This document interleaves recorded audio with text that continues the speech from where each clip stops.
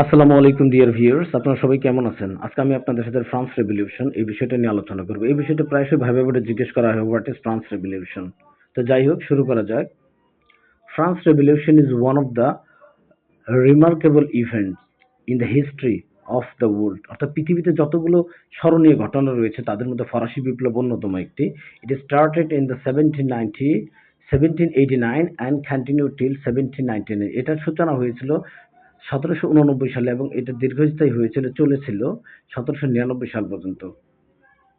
Voltaire and Rousseau inspired the revolution for more freedom and equality. অর্থাৎ Voltaire এবং রুশোর মতো লেখকরা, দার্শনিকরা মূলত এই বিপ্লবকে এই বিপ্লবের যে বিপ্লবী স্যার যারা ছিল তাদেরকে উৎসাহিত করেছিল অধিক স্বাধীনতা এবং সমতার জন্য।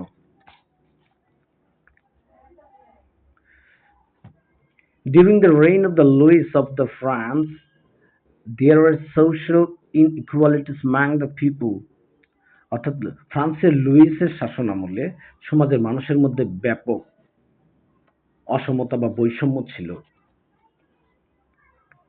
The king and the nobility were enjoying all the privileges of the country. অর্থাৎ দেশের রাজরাজরা এবং অভিজাত শ্রেণীরা সমস্ত সুযোগ সুবিধাগুলো ভোগ করত। অর্থাৎ নিপীড়িত মানুষের যারা গরিব ছিল, নিপীড়িত ছিল, এরা কোনো সুযোগ সুবিধা পেত না।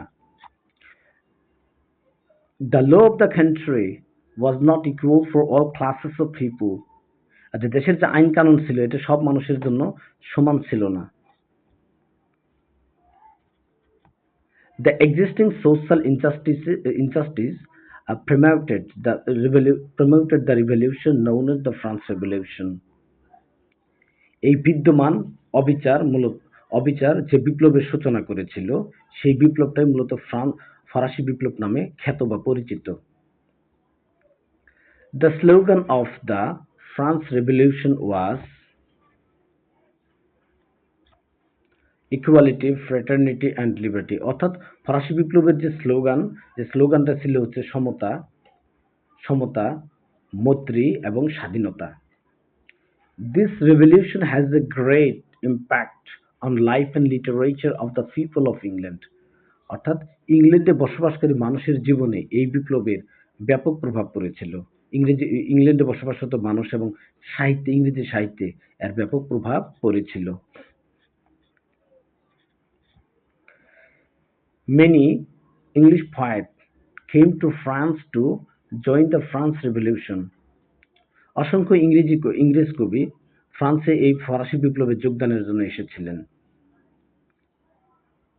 William Wordsworth, PB Shelley, ST. Coleridge were greatly influenced by the French Revolution.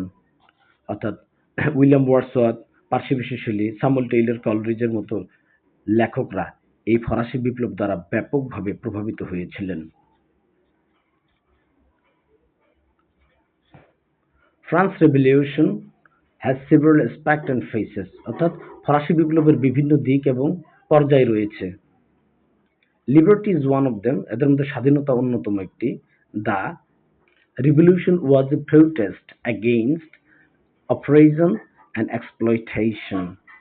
অর্থাৎ এই বিপ্লবটা ছিল হলো শোষণ এবং নির্যাতনের বিরুদ্ধে একটি প্রতিবাদ। The old fortress of the Bastille was regarded as a symbol of oppression. অর্থাৎ বাস্তিল দুর্গ ছিল একটা অত্যাচার, একটা নিপীড়নের একটা প্রতীক। It was long used by the king of France as prison. এটা ফ্রান্সের রাজা কর্তৃক একটা কয়েদখানা হিসেবে ব্যবহার করা হতো। This fortress was the main target of attack. এই দুর্গটাই ছিল মূলত আক্রমণের একটা টার্গেট ছিল। William Wordsworth, S.T. Coleridge heard the crash of the tower. William Wordsworth এবং এস.টি. কলেরিজ এই বাস্তিল দুর্গের পতনের শব্দ শুনেছিল। ডিয়ার ভিউয়ার্স, ঠিক প্রধানমন্ত্রীর বাসভবন যেভাবে ক্র্যাশ হয়েছিল ঠিক এইভাবে বাস্তিল দুর্গেরও পতন হয়েছিল। মূলত এই প্রধানমন্ত্রীর যে বাসভবন আর মূলত বাস্তিল দুর্গ একই বিষয়কে, মূলত দুটা বিষয় প্রায় একই। এভাবেই পতন হয়েছিল। হাসিনার যেভাবে পতন হয়েছিল ঠিক সেভাবেই ফরাসি বিপ্লবের সময় ফ্রান্সের রাজা লুইসের পতন হয়েছিল। Both of them recorded their joy and welcomed it in the dawn of a new era. এই কবি দুইজন উভয়ই তারা তাদের যে আনন্দ, এই আনন্দকে তারা কি নথিভুক্ত করেছিল এবং একটা নতুন প্রজন্মের আগমনের জন্য এটাকে তারা স্বাগত জানিয়েছিল। Before the revolution, the rich and the powerful thought that it was their right to exploit the poor for their comfort. অর্থাৎ এই ফরাসি বিপ্লবের পূর্বে রাজরা যারা ক্ষমতাসীন ছিল তারা মনে করতেছেন গরিবদের শোষণ করে তাদের আরাম আয়েশের জন্য গরিবদের শোষণ করা এটা তাদের খোদাই ক্ষমতা, এটা তারা মনে করত। But after the revolution this thought prove to be futile. কিন্তু এই ফরাসি বিপ্লবের পর তাদের এই চিন্তা চেতনা একবারে নিষ্ফল হয়ে যায়, অর্থহীন হয়ে দাঁড়ায়। ডিয়ার ভিউয়ার্স, ভিডিওটি কেমন লাগলো আমাকে অবশ্যই কমেন্টস করে জানাবেন। আর ভিডিওটি ভালো লাগলে আমার চ্যানেলটাকে সাবস্ক্রাইব করবেন। আল্লাহ হাফেজ।